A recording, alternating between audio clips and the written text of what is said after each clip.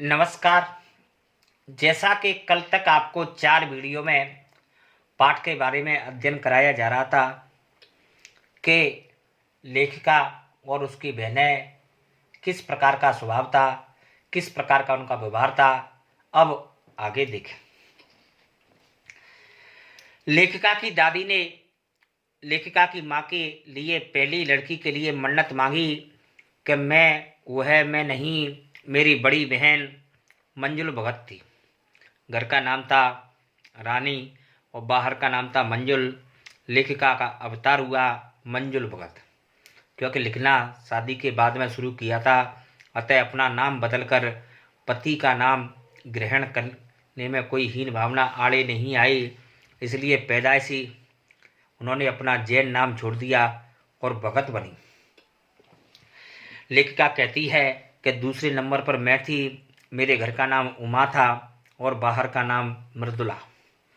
मैंने भी शादी के बाद में लिखना शुरू किया था, अतः बतौर लेखक मेरा नाम चला मृदुलाकर।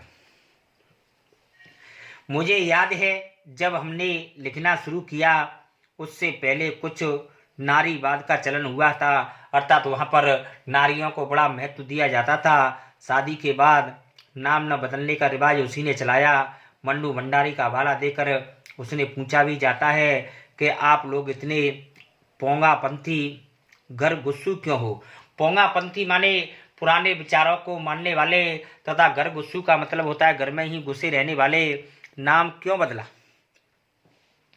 हमारे पास इसका कोई ढंग का जवाब नहीं था, अब भी नहीं है, पर नाम बदलने से अपने व्यक्तित्व का कोई नुकसान होते मैंने नहीं देखा।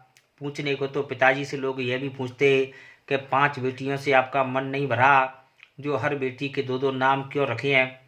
मुझसे छोटी बहन का घर का नाम गौरी और बाहर का नाम चित्रा था, वह नहीं लिखती। उसका कहना है कि वह इसलिए नहीं लिखती क्योंकि घर में जब सभी लिखेंगे तो कोई पढ़ने वाला भी चाहिए।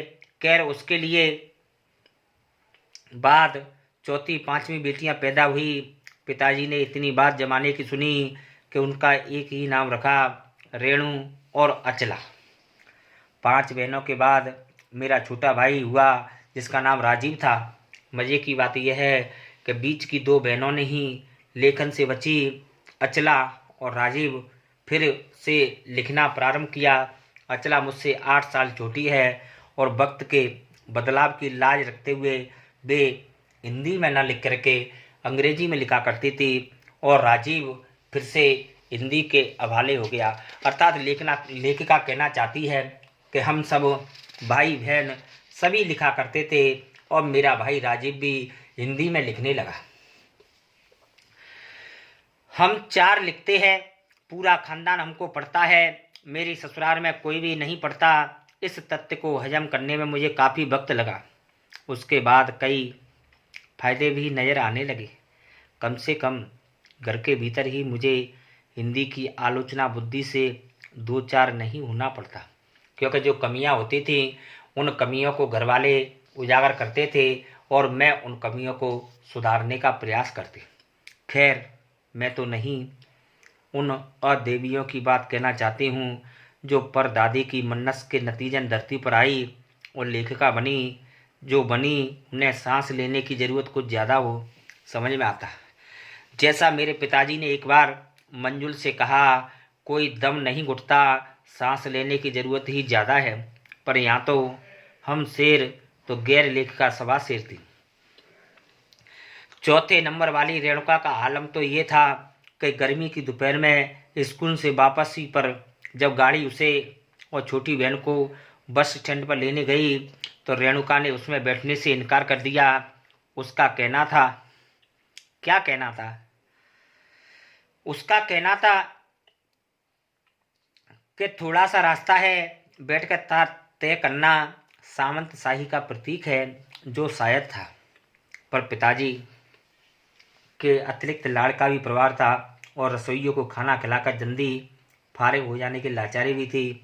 माँ तो इन सब चीज़ों को खाना खिलाकर जल्दी उदासीन रहती।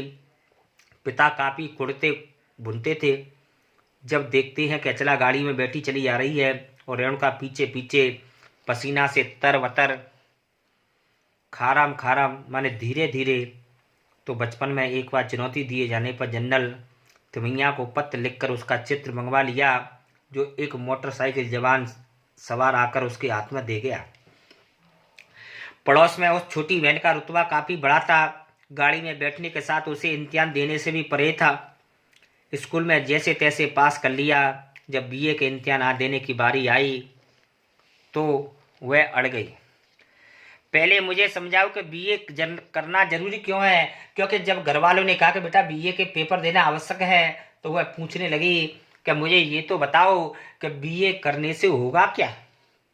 मैं तभी इम्तिहान दूंगी अगर मुझे यकीन आ गया कि हाँ कोई फ़ायदा है तो मैं करूँगी, वरना नहीं। हमने तरह तरह के तर्क दिए। माँ ने कहा पिताजी से पूछो।